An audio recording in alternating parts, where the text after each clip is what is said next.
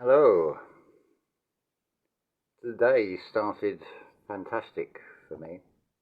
6:44 and a day full moon for about 15 minutes, and I thought, oh, got to take a photo of this. Unfortunately, the phone cameras never do justice, but what an amazing way to start the day. In previous videos, I have used daily life as examples, and that is the topic of this video. It's self-awareness. I've used driving as an example, so I'm going to use driving as an everyday thing, and this will affect you personally or someone you know personally. Could be a relative, could be a friend. You're all going to come across this, and you're all going to have to face this. What am I talking about? Let me paint a picture for you.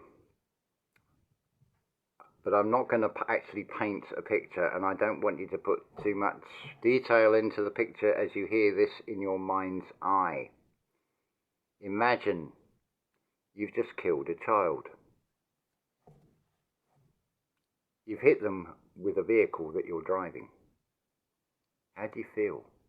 How do you think you might feel if that was to happen?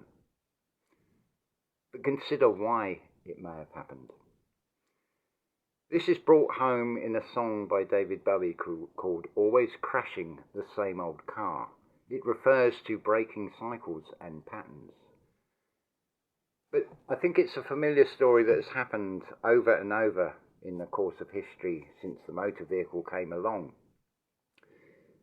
Some people would be very affected, their conscience would affect them. You'd have nightmares, you'd see that child's face repeat over and over again. It would haunt you like a ghost. Would you really want to put yourself through that? This is when self-awareness really comes home. Now, I can give you an example in the material world of this.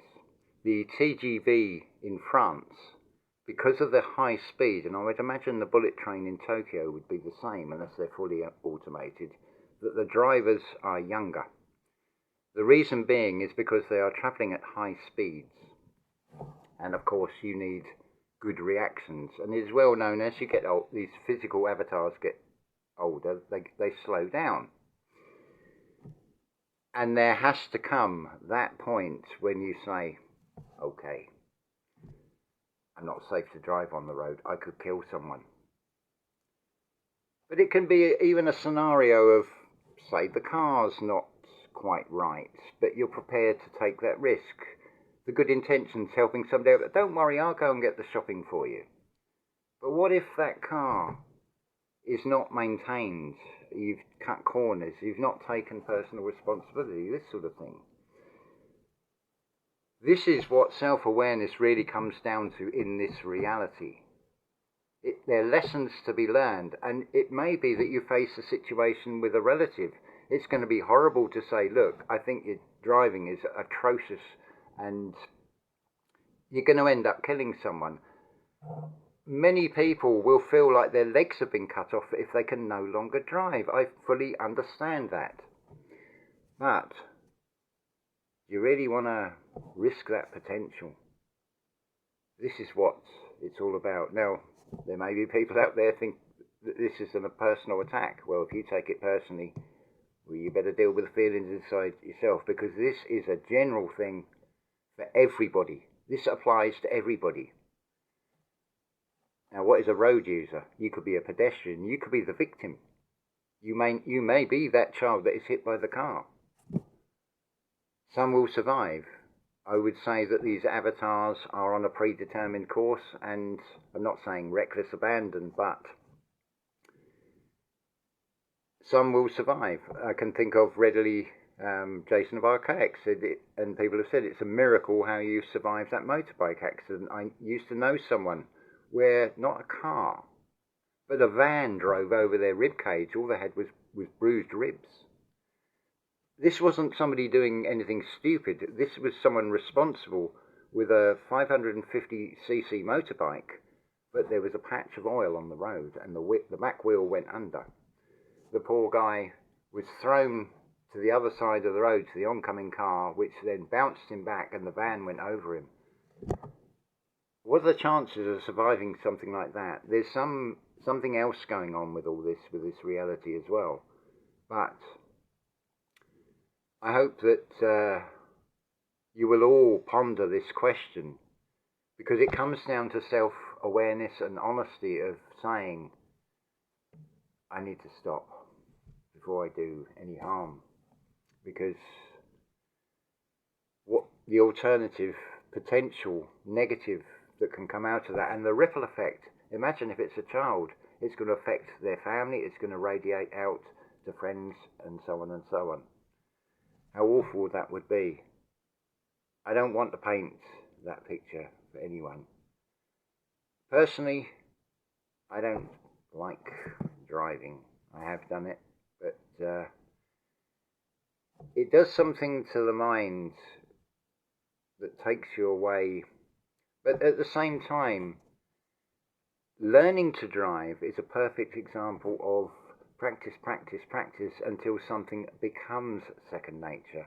But then also you have to have the balance. You've got the second nature, but then also I've known many people who've been driving 10 years or longer, and they pick up bad habits as well.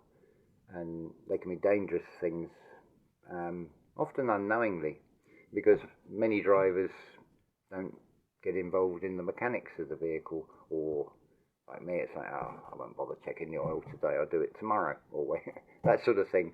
We all do it. We all take shortcuts on some things. I admit it. I've done it with not wearing seatbelts, but my personal opinion on seatbelts, it should be freedom of choice. If you feel you're going to survive a potential accident by not wearing a seatbelt and being thrown clear of the vehicle, because seatbelts can jam up as well. I'm not saying there's a right or wrong. If anything, it's like art. It's all subjective at the end of the day.